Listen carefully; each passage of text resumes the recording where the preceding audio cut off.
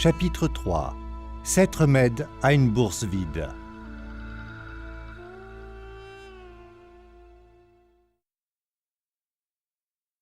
Proclamation royale. Que tous les hommes jouissent de l'opulence. Oyez, oyez, mon peuple, l'ordre de votre roi. Babylone, notre ville bien-aimée, est la plus riche du monde entier. D'or, elle possède des richesses incalculables.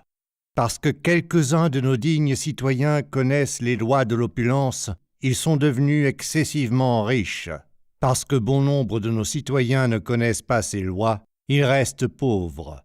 Ainsi, afin que tous mes fidèles sujets puissent apprendre les lois de l'opulence et acquérir de l'or, j'ai ordonné que la sagesse des riches soit enseignée à l'ensemble de mon peuple.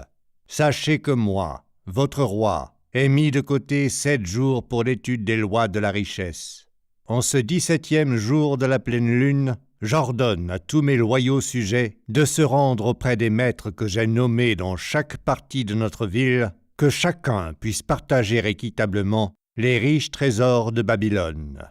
Oyez, oyez, mon peuple, l'ordre de votre roi. Sargon, roi de Babylone. L'histoire des 7 remèdes à une bourse vide. La gloire de Babylone perdure. Malgré le passage des siècles, elle a conservé la réputation d'être la plus riche des cités et d'abriter des trésors fabuleux. Pourtant, cela ne fut pas toujours le cas. L'opulence de Babylone était due à la sagesse financière de son peuple. Ses habitants durent d'abord apprendre comment devenir riches. Lorsque le bon roi Sargon revint à Babylone après avoir vaincu ses ennemis, les Élamites, il se retrouva face à une grave situation. Le chancelier royal l'expliqua au roi ainsi. « Après des années de grande prospérité accordées à notre peuple, par la construction des excellents canaux d'irrigation et des somptueux temples dédiés à Dieu, commandités par votre majesté, à présent que ces œuvres sont achevées, le peuple semble incapable de subvenir à ses besoins. Les ouvriers n'ont pas d'emploi, les commerçants ont peu de clients, les fermiers sont incapables de vendre leurs produits. Le peuple n'a pas assez d'or pour subvenir à ses besoins. » « Mais où donc est passé tout l'or que nous avons investi dans ces grands chantiers de développement ?» demanda le roi. « Je crains qu'il ne se soit concentré dans les mains de quelques hommes très riches de notre ville, » répondit le chancelier. « Il a glissé entre les doigts de la majorité de nos bonnes gens, aussi vite que le lait de chèvre passe à travers la passoire. Maintenant que le flux d'or s'est tari, la majorité du peuple n'a pu conserver sa part des gains. » Le roi resta pensif un long moment. Puis il demanda « Pourquoi si peu d'hommes peuvent-ils acquérir tout l'or ?»« Parce qu'ils savent comment, votre Excellence, » répondit le chancelier. « L'on ne peut condamner un homme de s'être enrichi parce qu'il sait comment, pas plus que l'on ne peut équitablement prendre à un homme ce qu'il a gagné équitablement, pour le donner à des hommes moins compétents. Mais pourquoi tous les hommes ne pourraient-ils pas apprendre comment s'enrichir, et ainsi devenir riches et prospères à leur tour ?» demanda le roi. « C'est tout à fait possible, votre Excellence, mais qui pourrait le leur apprendre? Certainement pas les prêtres, car ils ne savent rien de comment gagner de l'argent. Qui sait mieux que quiconque comment devenir riche dans notre cité, chancelier ?» demanda le roi. « La question ne se pose pas, votre Majesté. Qui a amassé la plus grande fortune à Babylone? » « Bien dit, mon bon chancelier, c'est Arcade. Il est l'homme le plus riche de Babylone. Convoque-le demain. » Le lendemain, comme le roi l'avait demandé, Arcade apparut devant lui, droit et sémillant, malgré ses 70 ans. « Arcade, dit le roi, est-il vrai que tu es l'homme le plus riche de Babylone ?»« À ce que l'on dit, votre Majesté, et nul ne le conteste. »« Comment es-tu devenu si riche ?»« En saisissant les opportunités ouvertes à tous les citoyens de notre bonne ville. »« Tu es parti de rien ?»« Uniquement d'un grand désir de m'enrichir. » À part cela, de rien, en effet. « Arcade, continua le roi, notre ville est dans un triste état, car quelques-uns savent comment s'enrichir et ont par conséquent monopolisé toutes les richesses, tandis que la foule de nos citoyens ne comprend pas comment conserver la moindre part d'or qu'ils ont reçue. Il est de mon désir que Babylone soit la cité la plus opulente au monde. Ainsi, la ville doit être celle de nombreux hommes riches. Et donc, Nous devons enseigner au peuple comment acquérir leur fortune. Dis-moi, Arcade, existe-t-il un secret pour s'enrichir? Peut-il être enseigné? C'est faisable, Votre Majesté. Ce qu'un homme sait peut être enseigné aux autres. Les yeux du roi rayonnèrent. Arcade, tu as prononcé les mots que je désirais entendre. Soutiendras-tu cette noble cause? Enseigneras-tu tes connaissances à une école de futurs enseignants, dont chacun enseignera aux autres, jusqu'à ce qu'assez de mes sujets soient formés pour enseigner ces vérités à chaque citoyen digne de mon royaume? Arcade fit la révérence et répondit « Je suis votre humble serviteur, à vos ordres. Quelles que soient les connaissances en ma possession, je me ferai un plaisir de les transmettre pour améliorer le sort de mes semblables et la gloire de mon roi. Que votre excellent chancelier organise ses cours pour 100 hommes, et je leur enseignerai à chacun 7 moyens qui m'ont aidé à renflouer ma bourse, alors qu'il n'y en avait pas de plus vide dans tout Babylone. » 15 jours plus tard, conformément à l'ordre du roi, les 100 hommes choisis s'assemblèrent dans la grande salle du temple de la connaissance et s'assirent en demi-cercle sur des tapis colorés. Arcade s'installa à côté d'un petit tabouret sur lequel fumait une lampe sacrée, de laquelle émanait une odeur étrange et agréable. « Regardez, l'homme le plus riche de Babylone !» murmura un étudiant en donnant un coup de coude à son voisin lorsqu'Arcade se releva. « Il n'est qu'un homme, comme nous tous. » « En tant que sujet fidèle de notre grand roi, commença Arcade, je me tiens devant vous à son service. Parce que j'étais autrefois un pauvre jeune homme qui désirait accéder à la fortune et que j'ai découvert le savoir qui m'a permis de m'enrichir, il m'a demandé de vous transmettre mes connaissances. J'ai démarré ma fortune de la manière la plus humble qui soit.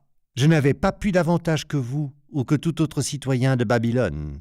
La première réserve pour mon or était ma vieille bourse usée. Elle était vide et inutile, et pour cela, je la haïssais. Je désirais qu'elle soit ronde et pleine, que l'or tînt à l'intérieur, et donc j'ai cherché tous les moyens pour renflouer ma bourse. J'en ai découvert 7. À vous tous, assemblés devant moi, j'expliquerai les 7 remèdes à une bourse vide que je recommande à tous les hommes qui désirent s'enrichir. Chaque jour, pendant 7 jours, je vous expliquerai un des 7 remèdes. Écoutez attentivement les savoirs que je vais vous transmettre. Débattez-en avec moi, discutez-en entre vous. Apprenez ces leçons sur le bout des doigts, afin que vous aussi puissiez planter dans votre bourse la graine de la fortune. D'abord, vous commencerez tous par ériger sagement votre propre fortune. Ensuite, vous serez qualifiés, et seulement alors, pourrez enseigner ces vérités à d'autres. Je vais vous enseigner des manières simples de remplir une bourse vide.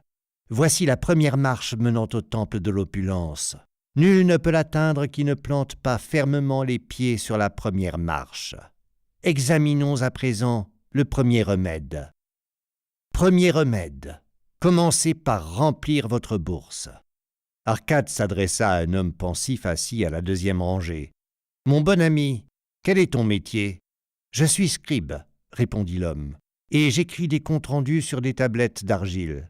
C'est à ce même métier que j'ai moi-même gagné mes premières pièces. Ainsi, tu as eu la même opportunité de bâtir ta fortune que moi. » Puis, s'adressant à un homme au teint rougeau, assis plus loin, « Dis-moi, que fais-tu pour gagner ta vie ?»« Je suis boucher, » répondit l'homme. « J'achète les chèvres que les fermiers élèvent, je les tue, et je vends leur viande aux ménagères et leur peau aux fabricants de sandales.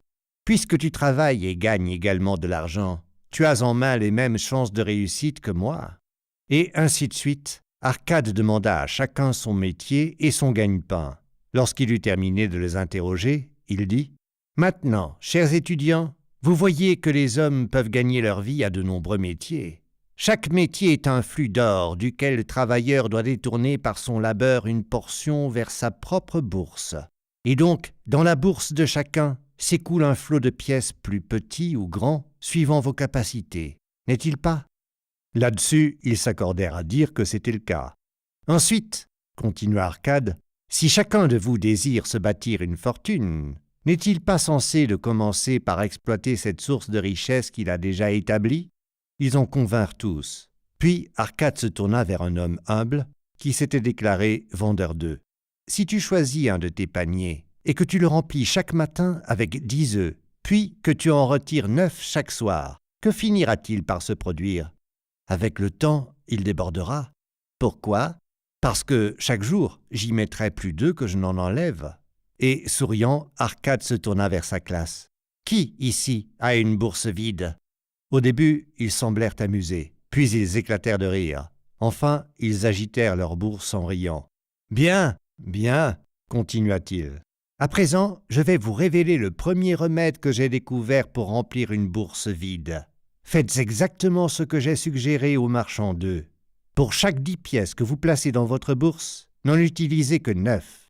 Votre bourse commencera à se renflouer et son poids croissant sera agréable dans votre main et une satisfaction pour votre âme. Ne ridiculisez pas mes conseils en raison de leur simplicité. La vérité est toujours simple. Je vous ai dit que je vous expliquerais comment j'ai bâti ma fortune. Voici mes débuts. Moi aussi, j'avais une bourse vide, que je maudissais, car elle ne contenait rien pour satisfaire mes désirs. Mais lorsque j'ai commencé à ne sortir de ma bourse que 9/10 de ce que j'y avais mis, elle a commencé à enfler. Et la vôtre enflera aussi. Maintenant, laissez-moi vous raconter une étrange vérité dont je ne connais pas la raison. Lorsque j'ai cessé de dépenser plus de 9/10 de mes revenus, je m'en suis sorti aussi bien qu'avant. Je n'étais pas plus à court de fonds qu'avant. De plus, rapidement, j'ai commencé à gagner plus facilement qu'avant. C'est assurément une loi de Dieu que celui qui épargne et ne dépense qu'une certaine portion de ses revenus gagnera plus d'or. Pareillement, l'or fuit celui dont la bourse est vide. Que désirez-vous le plus? Est-ce la gratification de pouvoir vous offrir vos désirs chaque jour? Un bijou, un bel atour, de meilleurs habits, plus de nourriture, des choses vite utilisées et oubliées? Ou est-ce posséder un patrimoine substantiel, or, terre, troupeaux, marchandises, investissements rentables? Les pièces que vous déboursez vous apportent les premiers. Les pièces que vous économisez vous apporteront ces derniers. Et ceci, chers étudiants, est le premier moyen que j'ai découvert pour enflouer une bourse. Pour chaque 10 pièces que j'y place, n'en dépensez que 9. Débattez entre vous. Si quelqu'un me donne tort, expliquez-le-moi demain, lorsque nous nous reverrons. Deuxième remède. Contrôlez vos dépenses. Certains d'entre vous, chers étudiants, m'ont demandé ceci. Comment un homme peut-il économiser 1/10 de ce qu'il gagne alors que toutes les pièces dans sa bourse ne suffisent pas à couvrir les dépenses nécessaires? Lança Arcade à ses étudiants le 2e jour. Alors, je vous le demande, hier, combien d'entre vous aviez une bourse vide? Nous tous, répondit la classe. Pourtant, vous ne gagnez pas tous la même chose. Certains gagnent bien plus que d'autres. Certains ont des familles plus nombreuses à nourrir.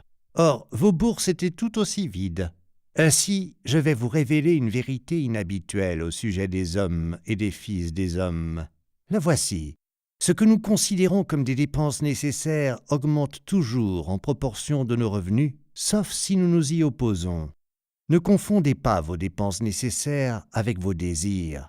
Chacun d'entre vous, ainsi que vos chères familles, a plus de désirs que ses revenus ne peuvent en assouvir.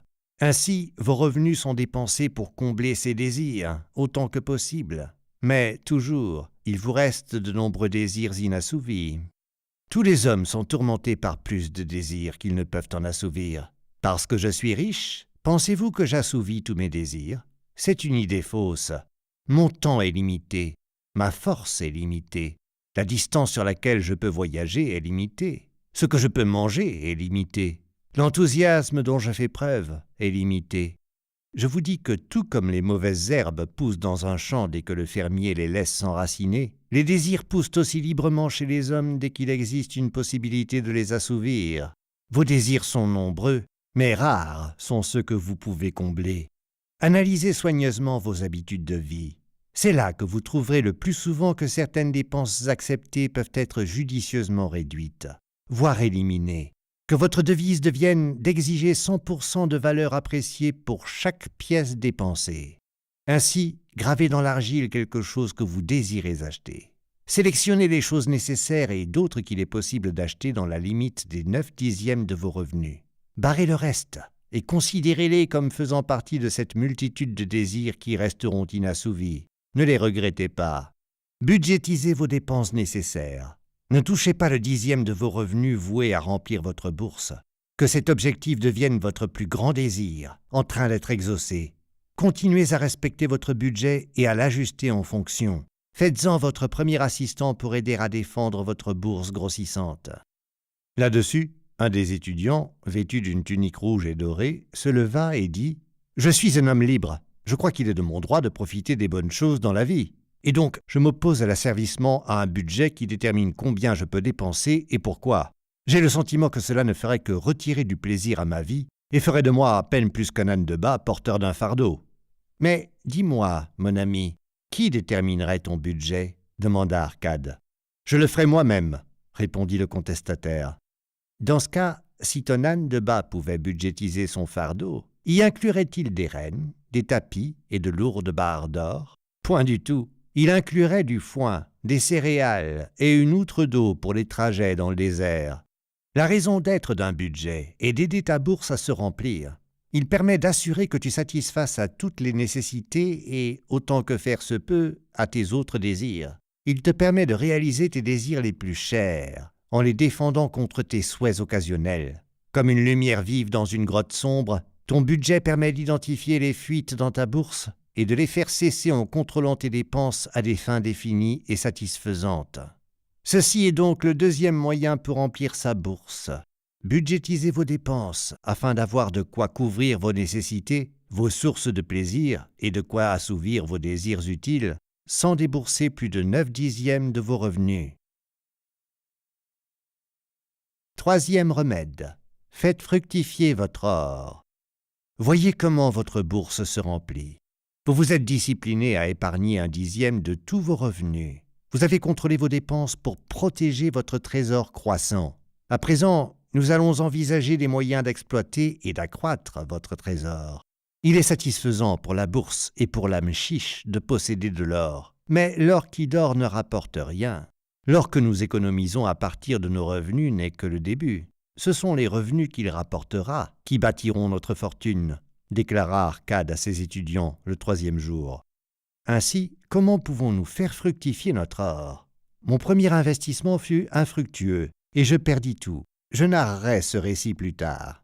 Mon premier investissement fructueux fut un prêt que je fis à un homme appelé Agar, un armurier. Et une fois l'an, il se procurait d'importantes cargaisons de bronze achetées outre-mer pour l'utiliser dans sa forge. Parce qu'il ne possédait pas le capital nécessaire pour payer les marchands, il empruntait chez ceux qui avaient des économies. C'était un homme honorable. Il remboursait ses dettes, ainsi qu'un intérêt respectable à mesure qu'il vendait ses boucliers. Chaque fois que je lui faisais un prêt, je lui prêtais également l'intérêt qu'il m'avait payé. Ainsi, en plus d'augmenter mon capital, celui-ci me rapportait d'autant plus. Le plus gratifiant était de récupérer ces sommes dans ma bourse. Laissez-moi vous dire, chers étudiants, que les pièces qu'un homme transporte dans sa bourse ne constituent pas sa fortune. Celles-ci existent dans les revenus qu'il engrange, le flux de trésorerie qui s'écoule continuellement dans sa bourse et la fait continuellement grossir.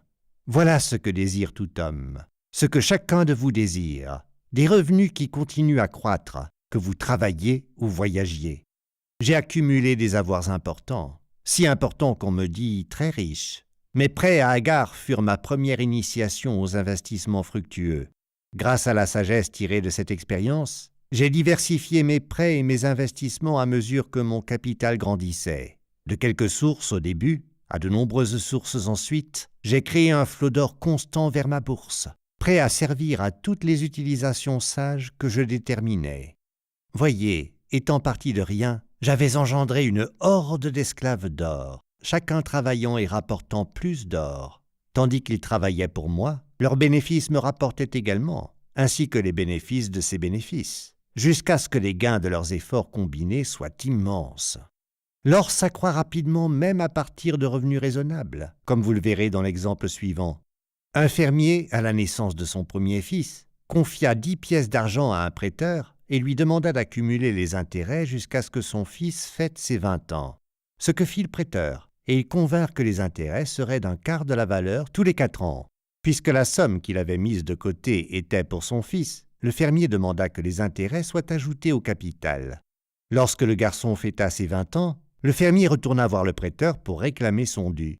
Le prêteur lui expliqua que, parce que la somme avait été augmentée par les intérêts composés, les 10 pièces d'argent initiales étaient devenues 31 pièces et demie. Le fermier fut ravi, et puisque son fils n'avait pas besoin de l'argent, il le laissa entre les mains du prêteur.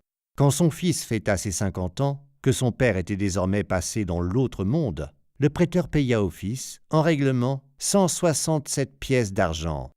Ainsi, en 50 ans, l'investissement s'était multiplié près de 17 fois grâce aux intérêts. Voici donc le 3e moyen pour remplir une bourse vide. Faire fructifier chaque pièce afin qu'elle se reproduise comme les troupeaux aux champs et vous amène un flux d'argent qui s'écoule constamment dans votre bourse. 4e remède. Protégez votre trésor contre les pertes. La malchance est attirée par ce qui brille. L'or dans la bourse d'un homme doit être gardé avec fermeté, au risque d'être perdu. Ainsi, il est sage de commencer par gagner de petits montants et apprendre à les protéger avant que Dieu ne nous en confie de plus grands, commença Arcade le 4e jour de son cours.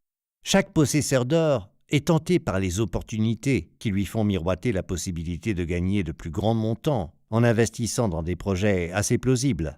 Souvent, ses amis et ses proches se lancent avidement dans de tels investissements et le pressent de suivre leur exemple. Le premier principe sensé de l'investissement est d'assurer la sécurité de votre capital. Est-il sage de vous laisser tenter par des gains plus importants que vous pourriez perdre votre capital? Je ne le pense pas. La pénalité de ce risque est une perte probable. Analysez minutieusement chaque assurance avant de vous séparer de votre trésor, qu'il puisse être récupéré sans encombre. Ne vous laissez pas tromper par vos désirs romantiques d'accroître rapidement votre capital. Avant de le prêter à un débiteur, assurez-vous vous-même de sa solvabilité et de sa réputation à cet égard, afin de ne pas lui faire involontairement cadeau de votre trésor durement gagné. Avant de l'investir dans un domaine ou un autre, familiarisez-vous avec les dangers qui pourraient l'assaillir. Mon premier investissement fut pour moi une tragédie à l'époque. J'avais confié les prudentes économies d'une année entière à un fabricant de briques appelé Asmur, qui voguait outre-mer et qui, à Tyr, avait accepté de m'acheter les rares joyaux des Phéniciens. Nous comptions vendre ceux-ci à son retour et diviser les bénéfices. Les Phéniciens, ces crapules, lui vendirent des bouts de verre. Mon trésor fut perdu. Aujourd'hui, mon expérience me montrerait tout de suite la folie de confier l'achat de bijoux à un fabricant de briques. Ainsi, je vous conseille du haut de la sagesse de mon propre vécu, ne faites pas trop confiance à votre bon sens lorsque vous confiez vos trésors au piège potentiel des investissements. Il vaut mieux, de loin, consulter ceux qui ont l'expérience de gérer de l'argent pour en retirer des bénéfices. Ces conseils sont donnés gratuitement lorsqu'ils sont demandés et pourraient posséder une valeur égale en or à la somme que vous comptez investir. En vérité, telle est leur véritable valeur, si ces conseils vous évitent de perdre votre capital. Voici donc le 4e moyen pour renflouer sa bourse, et d'une grande importance s'il empêche votre bourse d'être vidée d'un seul coup alors qu'elle était bien remplie. Limitez vos pertes et protégez votre trésor en investissant votre capital uniquement là où il sera en sécurité, là où il pourra être récupéré si c'est désirable et là où il générera un intérêt convenable. Consultez les connaisseurs, obtenez les conseils d'hommes avisés dans la gestion rentable de l'or. Que leur sagesse vous évite des investissements hasardeux. 5e remède. Faites de votre propriété un investissement rentable. Si un homme utilise 9 parts de ses revenus pour vivre et profiter de la vie, et si toute portion de ces 9 parts peut être transformée en investissement rentable, sans nuire à son bien-être, alors son trésor grandira d'autant plus vite, commença Arcade lors de la 5e leçon. Bien trop de nos hommes, à Babylone, élèvent leurs familles dans des habitations impropres. Ils paient des locations généreuses aux propriétaires exigeants pour des quartiers où leurs femmes n'ont pas la chance de faire pousser des fleurs qui leur ravissent le cœur et où leurs enfants n'ont de place pour jouer à leurs jeux que dans des ruelles sales. La famille d'un homme ne peut profiter de la vie tant qu'elle n'a pas un terrain où les enfants peuvent jouer dans la terre propre et où les femmes peuvent non seulement faire pousser des fleurs, mais également des cultures pour nourrir leur famille. Le cœur d'un homme est ravi lorsqu'il peut manger les figues de son arbre et les raisins de sa vigne. Posséder son propre domicile et en faire un endroit qu'il est fier d'entretenir apporte l'assurance dans son cœur et un regain d'effort dans toutes ses entreprises. Ainsi, je recommande que chaque homme possède le toit qui les abrite, lui et les siens. Il n'est pas impossible pour tout homme bien intentionné de posséder sa propre maison. Notre bon roi n'a-t-il pas tant étendu les murs de Babylone qu'à l'intérieur de leur enceinte se trouvent maintenant de nombreuses terres inutilisées qui peuvent être achetées pour des montants plus que raisonnables? De plus, je vous dis, chers étudiants, que les prêteurs considèrent favorablement les désirs de ceux qui souhaitent acquérir un domicile et des terres pour leur famille. Vous pouvez aisément emprunter pour payer le fabricant de briques et le bâtisseur à des fins si louables, tant que vous êtes en mesure de présenter une portion raisonnable de la somme nécessaire que vous avez vous-même mise de côté pour cette raison. Alors, quand la maison sera construite, vous pourrez rembourser le prêteur aussi régulièrement que vous payez le propriétaire, car chaque remboursement réduira vos dettes au prêteur, et quelques années suffiront à rembourser son prêt.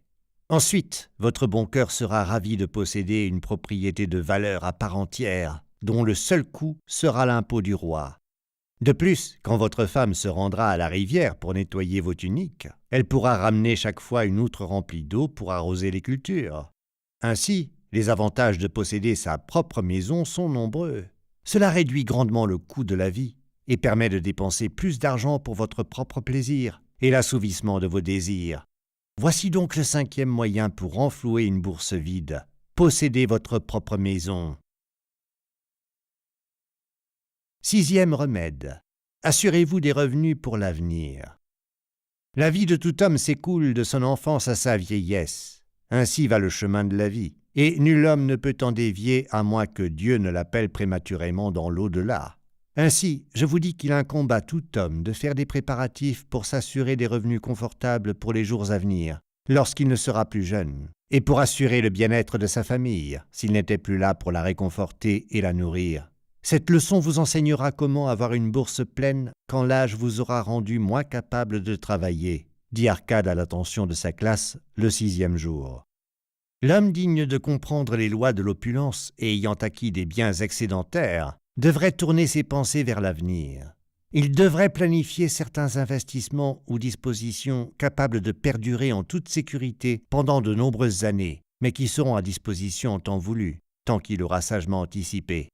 Un homme peut prendre des dispositions sûres pour son avenir de nombreuses façons.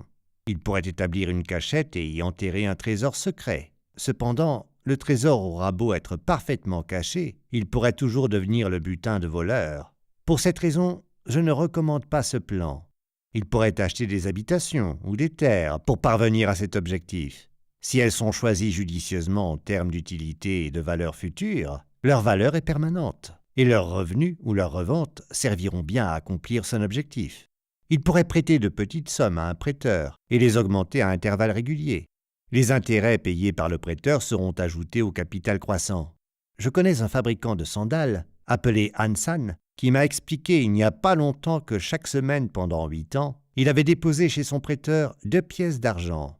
Le prêteur lui avait récemment fait ses comptes, ce qui le réjouissait fort. Le total de ces petits versements, plus l'intérêt au taux habituel d'un quart de l'heure due, tous les 4 ans, atteignait à présent 1040 pièces d'argent.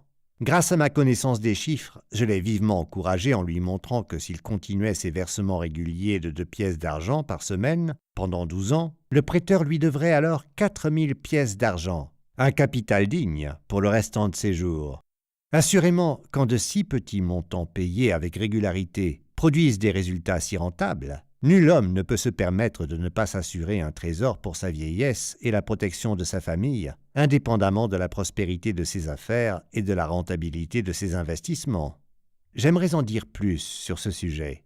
Dans mon esprit repose la croyance qu'un jour, des hommes sages imagineront un plan pour assurer les hommes contre la mort, dans le sens où de nombreux hommes payeront une somme minime mais régulière, dont le total constituera une belle somme pour la famille de chaque membre qui passera dans l'au-delà. C'est là quelque chose qui me semble désirable et que je recommande vivement. Mais aujourd'hui, cela n'est pas possible, car ce plan ne peut opérer qu'en transcendant la vie de tout homme ou partenariat. Il doit être aussi stable que le trône du roi. Un jour, je suis sûr qu'un tel plan se réalisera et qu'il sera une bénédiction pour de nombreux hommes, car dès le premier petit versement, une fortune sera à disposition de la famille de chaque membre s'il décède. Mais parce que nous vivons à notre époque et non aux époques à venir, nous devons prendre avantage des moyens et manières disponibles pour accomplir notre objectif. Ainsi, je recommande à tous les hommes d'écarter toute menace d'une bourse vide dans leur 3e âge en employant des méthodes sages et bien pensées. Car une bourse vide est une terrible tragédie pour l'homme incapable de travailler ou la famille sans patriarche. Voici donc le 6e moyen pour enflouer une bourse. Prévoyez et subvenez à l'avance aux besoins de votre grand âge et à la protection de votre famille. 7e remède. Augmentez votre capacité à gagner. En ce jour, je vais vous parler, chers étudiants, de l'un des remèdes les plus vitaux pour acquérir une bourse vide. Pourtant, je ne vais pas parler de l'or, mais de vous, des hommes sous les toilettes multicolores assis devant moi.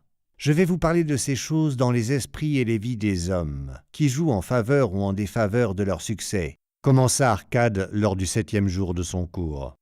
Il n'y a pas si longtemps, un jeune homme qui désirait emprunter de l'argent vint me voir.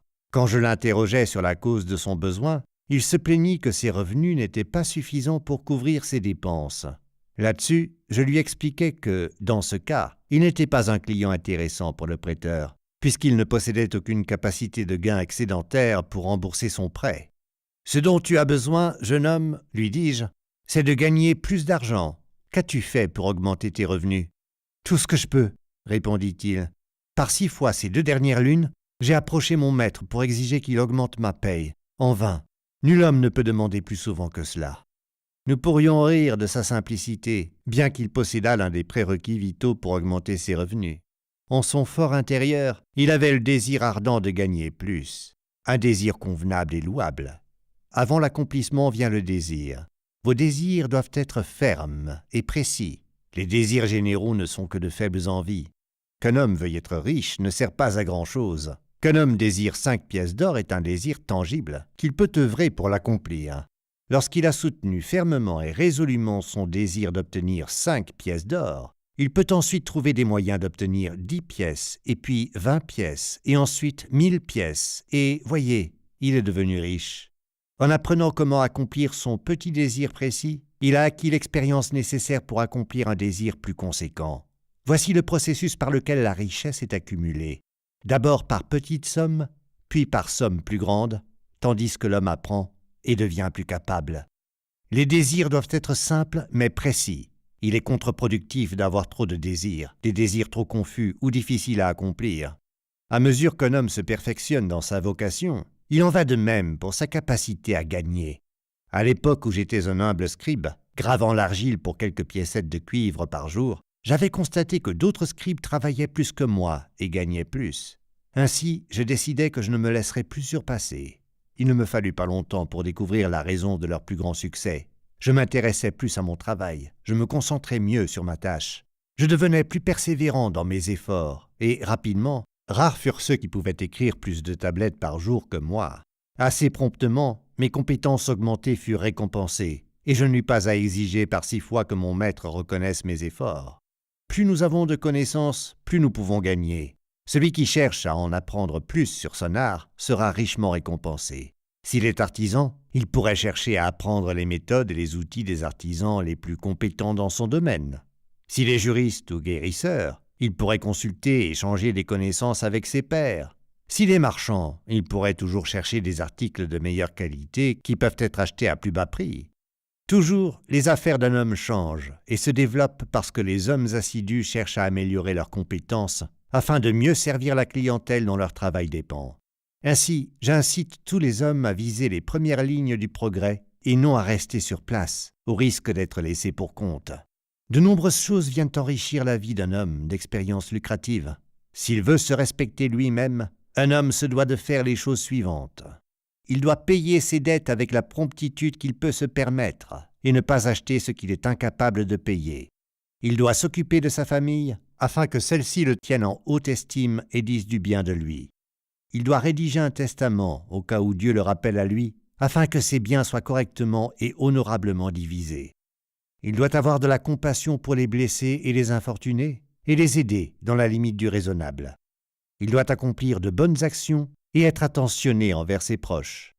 Ainsi, le 7e et dernier moyen pour enflouer sa bourse est de cultiver vos propres pouvoirs, d'étudier et de gagner en sagesse, de devenir plus compétent, d'agir dans le respect de vous-même. Alors, vous deviendrez plus sûr de vous et pourrez accomplir vos désirs soigneusement réfléchis. Voici donc les 7 remèdes pour guérir une bourse vide, que, d'expérience et de ma vie longue et prospère, j'incite tous les hommes qui désirent s'enrichir à suivre. Chers étudiants, il y a plus d'or à Babylone que vous ne pouvez en rêver. Il y en a en abondance pour tous. Allez et mettez en pratique ces vérités, afin de prospérer et de vous enrichir, comme il est de votre droit. Allez et enseignez ces vérités, afin que chaque sujet respectable de Sa Majesté puisse également partager généreusement l'ample fortune de notre bien-aimée cité. Par ordre du roi,